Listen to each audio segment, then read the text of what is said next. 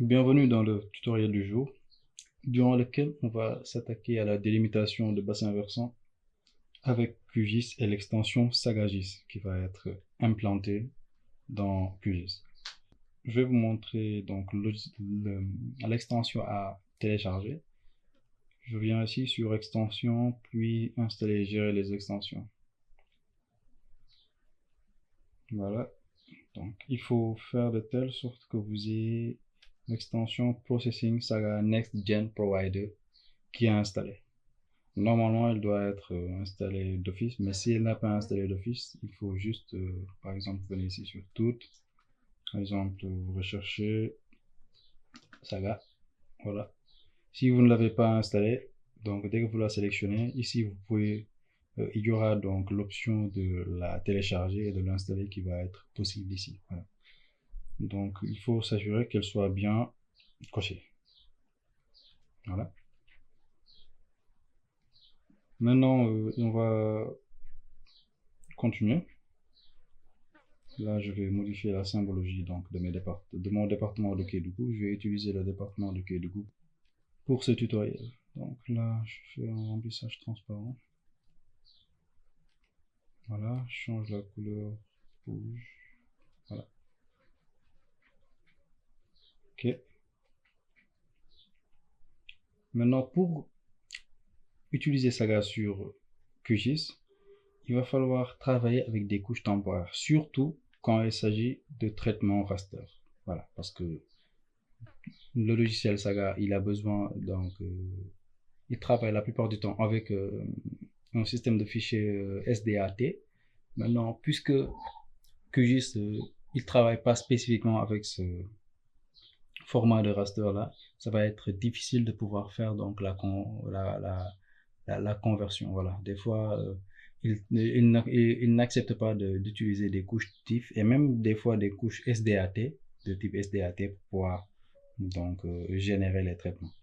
Donc je vais vous montrer, par exemple, je vais découper le MNT en fonction de la zone d'étude.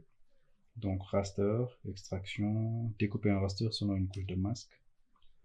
En couche source, c'est le MNT. Et en couche de masquage, c'est le département. Voilà. Par exemple, ici, je viens enregistrer quelque part le fichier. Donc voilà, MNT qui est debout. J'avais déjà fait le traitement, mais je vais écraser l'ancienne donnée. Ok, enregistrer. Je clique sur oui pour confirmer. Je clique sur exécuter. Voilà. Là, j'ai un beau MNT qui représente que le département de Kédougou. On va sur la boîte à outils de traitement. Donc, il faut... Oups, j'ai perdu. Voilà. Il faut donc utiliser cette boîte à outils Saga Next Gen. Voilà. Je clique sur la flèche. Je vais jusqu'à Terrain Analysis, puis Hydrologie, comme ça. En premier lieu, il va falloir donc remplir les vides ou bien corriger les MNT. Donc on vient ici, on recherche Field Sinks Wang and Liu. C'est cet algorithme-là qu'on va utiliser. Il a besoin donc d'un MNT en couche d'entrée ainsi que des paramètres en couche de sortie. Voilà, donc je vais décocher tout ça. J'ai besoin que du filet d'IM à ce niveau. Voilà. Le problème ici, c'est que si j'utilise une couche en dur, une couche permanente, il va me ressortir une erreur. Voilà. Je ne sais pas exactement à quoi est due cette erreur, mais bon, il me ressort cette erreur à chaque fois.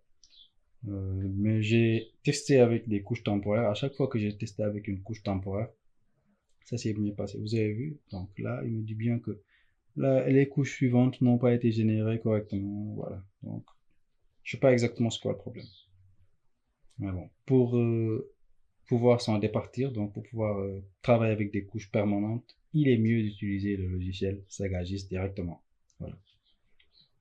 Là, je supprime ça. C'est MNT que j'ai extrait. Je vais en extraire un nouveau, mais cette fois, je ne vais pas enregistrer le résultat. Voilà. Comme ça. Je conserve juste la résolution du raster d'entrée. Donc ici, vous avez vu là, Je le laisse en couche temporaire. Je clique sur exécuter. Voilà. Même résultat que tout à l'heure, mais cette fois, on a bien ce symbole-là qui permet de savoir que c'est une couche temporaire, n'est-ce pas? Le problème avec les couches temporaires, c'est que dès qu'on sort du logiciel QGIS, donc on quitte le logiciel QGIS et qu'on revient, par exemple, si on réouvre le même projet, ces couches-là, elles ne vont plus être disponibles. Comme leur nom le laisse bien entendre, ce sont des couches temporaires.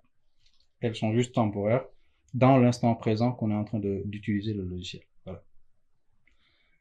Donc après, à la suite du traitement qu'on va faire, on va enregistrer ces couches-là pour qu'elles soient des couches permanentes. C'est comme ça qu'on va faire pour pouvoir travailler avec QGIS et l'extension Saga dans QGIS. Voilà, j'ai besoin de cet algorithme-là, le Field Things Wang and Liu. Double-clic. En couche d'entrée, c'est bien le MNT découpé. Voilà. Maintenant, le minimum slope, c'est la pente ou bien le gradient de pente minimum à conserver cellule par cellule quand il va faire le remplissage. Par exemple, si je m'approche d'une valeur de 0, ça va être une valeur qui va donc respecter par exemple la réalité du MNT qui a été pris. Voilà.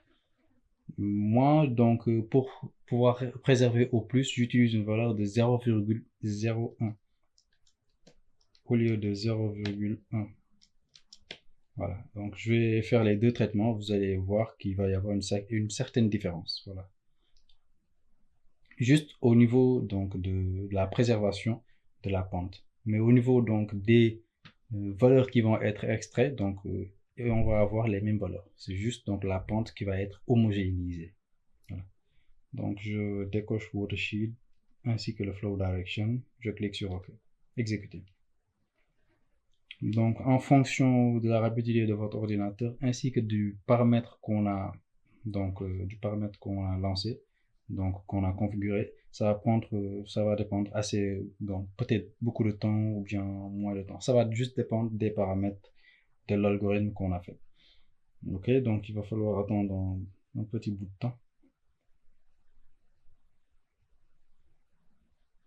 Et maintenant, il faut savoir que même s'il écrit ici 100%, tant qu'il n'a pas écrit ici dans cette zone-là complete, c'est que le traitement n'est pas encore fini.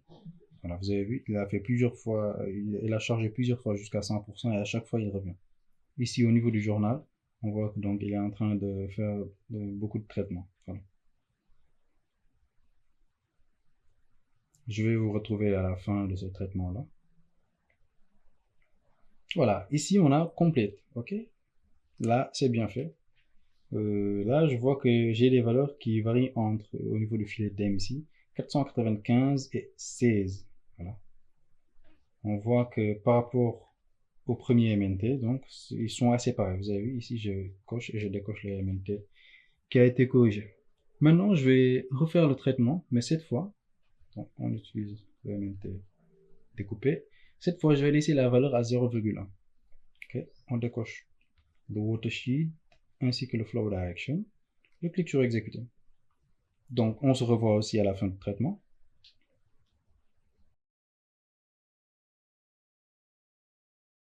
Ok, complet. Maintenant, il va falloir, voilà, je pense, voilà. Maintenant, vous avez vu, on a deux filets d'EM, deux MNT qui sont corrigés. On a les mêmes valeurs hautes et les mêmes valeurs, les mêmes valeurs en, donc maximum, valeur maximale et valeur minimale. Voilà. Maintenant, on va juste se rendre compte que ici, donc si je décoche le MNT au-dessus, on voit que pour l'un, il y a des éléments qui ont été supprimés alors que pour l'autre, ces éléments-là n'ont pas été supprimés. C'est juste donc du fait de la pente, donc du gradient minimum de pente qu'on lui a dit de conserver. Voilà.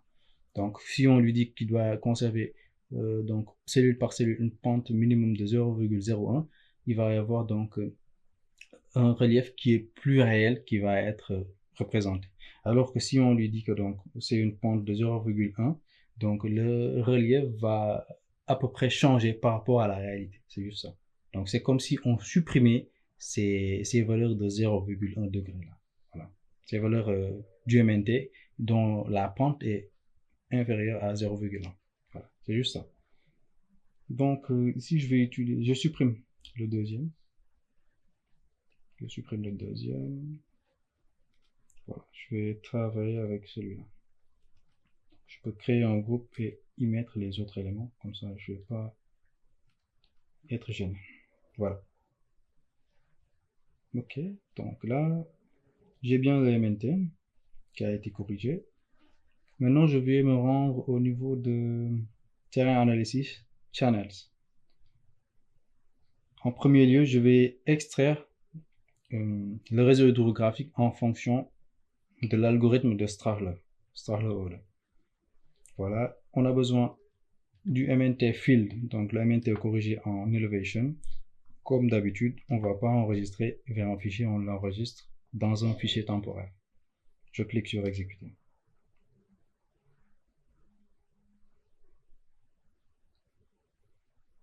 Ok, donc il va falloir prendre notre temps. Normalement, ça ne va pas trop tarder.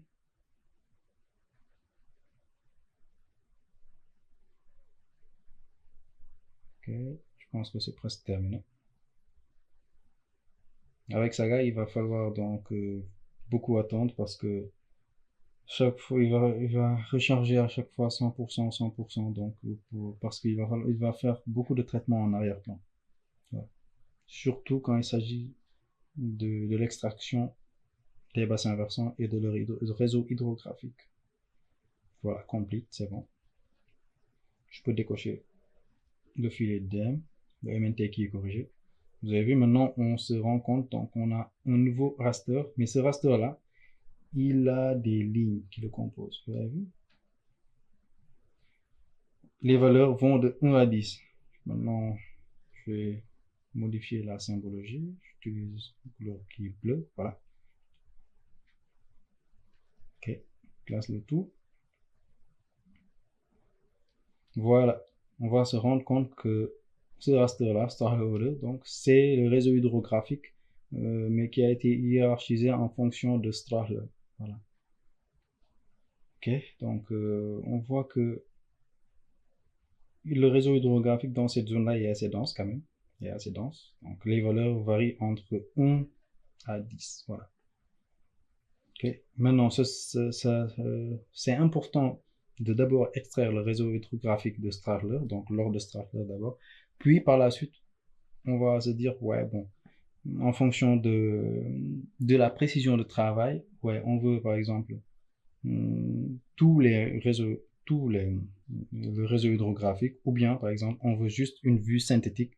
Donc là-bas, on va utiliser une valeur qui s'approche une valeur qui va s'approcher de 10. À savoir que ici, par exemple, les cours d'eau, les plus foncés, donc, ont des tributaires plus élevés. Voilà. Par exemple, si je clique ici sur l'outil d'identification des entités et que je viens ici, en ayant déjà sélectionné euh, la couche Strahler-Order et que je viens ici cliquer là, par exemple, il me montre que là, j'ai une valeur, donc un ordre de Strahler qui est de 8. Alors que ici, dans les zones blanches là, ou bien les zones qui ont bleu qui n'est pas foncé, par exemple là, je clique là, j'ai une valeur qui diminue. Voilà. Ça va donc vous permettre de savoir donc à peu près la diversité ou bien la densification du réseau hydrographique que vous aurez à exporter. Voilà. Donc maintenant, je peux retourner dans ma boîte à outils de traitement et je lance l'outil, donc Channel Network and Drainage Basins. Ici, il faut bien sélectionner le filet DM en elevation. Voilà. Le threshold, c'est le seuil. Donc c'est pour cela qu'il était important de générer d'abord l'ordre de Strahler, puis en fonction de cela, voir exactement donc la valeur ou bien donc la valeur à partir de laquelle on va extraire le réseau hydrographique ainsi que tous les éléments qui vont être extraits à partir de ça. Le réseau hydrographique, donc la connectivité des flux, les bassins versants, etc. Voilà. Ici, en bas de threshold, on a subbasin. Donc, subbasin, donc ce sont les sous-bassins. S'il va extraire en fonction des sous-bassins ou bien les bassins en général. Donc, je vais décocher cela. Je veux tous les bassins directement. J'ai pas besoin, par exemple, du flow du flow direction. Là, le flow direction, je vais le décocher. Flow connectivity, je vais le déclencher. Strahler order, je vais le laisser parce que ici, il va m'extraire le Strahler order en fonction de la valeur que je lui ai dit plus haut. Par exemple, ici, plus la valeur va s'approcher de 10, parce que ici, la valeur maximale, elle est de 10 au niveau du Strahler order, plus je vais m'approcher de cette valeur-là, moins mon réseau hydrographique extrait va être dense.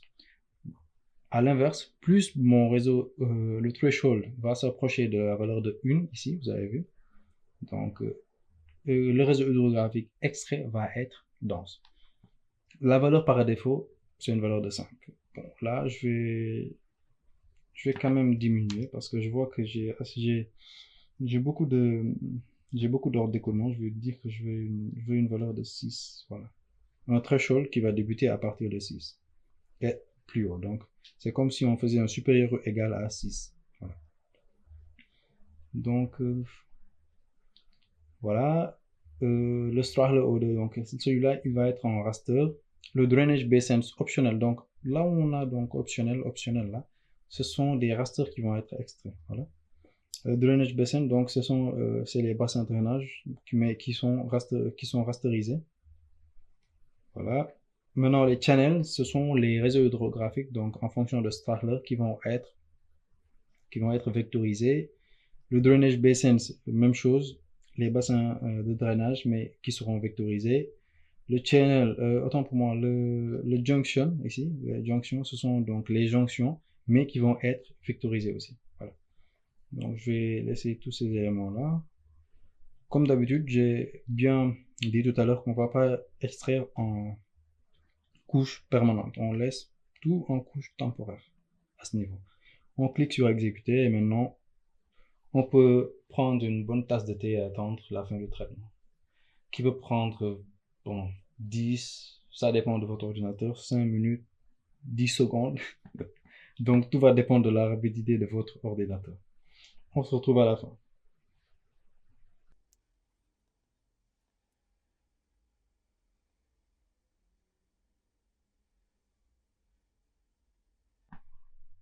Excellent, c'est fini. Voilà, donc on a extrait les bassins versants ainsi que tous les éléments qu'il y avait à extraire en fonction donc des paramètres qu'on a établis tout à l'heure. Donc je prends le channel ainsi que les jonctions que je vais rapatrier tout en haut, voilà comme ça. Voilà. Donc là je vais voilà, faire comme ça pour grouper ça. Voilà. J'en ai pas besoin. Voilà. Donc maintenant on a nos jonctions, nos channels, ainsi que nos bassins versants qui ont été extraits. Maintenant, je vais rapidement montrer ce qu'il y a dans ces couches-là. Au niveau de la couche jonction, donc c'est la jonction entre les différents. Donc d'abord, ce sont les jonctions donc du réseau hydrographique. Voilà. On peut avoir donc, je vais zoomer quelque part. Voilà. On va modifier le style, catégoriser. Donc ici, on regarde la table d'attributs. On a un champ type. C'est au niveau du type qu'on a donc le type de jonction que c'est. Il y a aussi le champ ordre qui représente donc l'ordre sur lequel est calée cette jonction-là. Et par la suite, donc le bassin aussi sur lequel est calée cette jonction-là. Donc vous avez vu, on a le type qui peut être un outlet, une jonction simple. Sinon, ça peut être aussi un spring. Spring, donc c'est là où débute l'écoulement. Voilà. Donc on va utiliser la valeur type en classe. Voilà, donc on a junction, outlet, spring. Je vais voir un bassin versant qui est un peu un tout petit peu, un petit bassin versant. Voilà, donc celui-là. Donc on a spring, le spring, donc c'est là où débutent les écoulements. Vous avez vu ici et là, cette couleur-là. Par la suite, on a outlet, la couleur rouge là, la couleur bleue. C'est là donc, c'est l'exutoire de ce bassin versant là. Par la suite, on a junction, ce point vert là. Donc, c'est la jonction entre ce cours d'eau là et l'autre cours. C'est juste ça. Donc, j'ai fini avec celui-là. Par exemple, maintenant on a les channels. On peut ouvrir la table d'attributs de cette couche là. Donc, on a les bassins, le bassin dans lequel donc est ce channel là, donc cet ordre d'écoulement là, ce cours d'eau, l'ordre du cours d'eau, l'ordre maintenant de la cellule, parce que il va y avoir un traitement qui va suivre pour pouvoir avoir les valeurs en fonction de Strahler. Et ici au niveau de O2, c'est la valeur, l'ordre d'écoulement en fonction de Strahler. On a aussi le champ length qui représente donc la longueur de ce cours d'eau. Voilà. On a aussi le drainage basins. On ouvre la table d'attributs rapidement.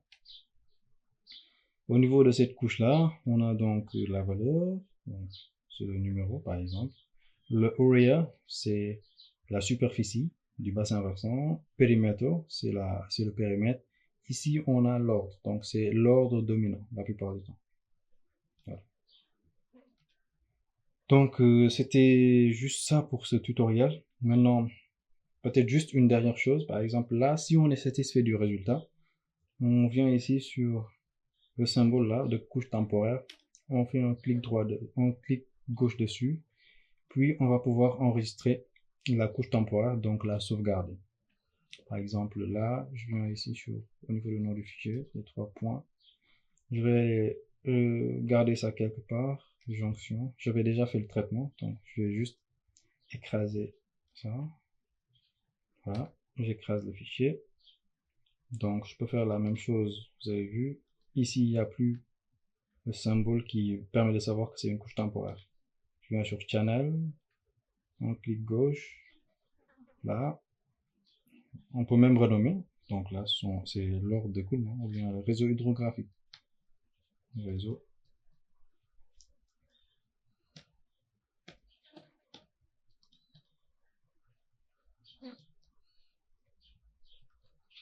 Voilà. On clique sur enregistrer. OK. Voilà. Donc, on peut faire la même chose aussi pour les autres couches. Donc la couche du bassin versant. Des bassins versants, autant pour moi. Donc BV.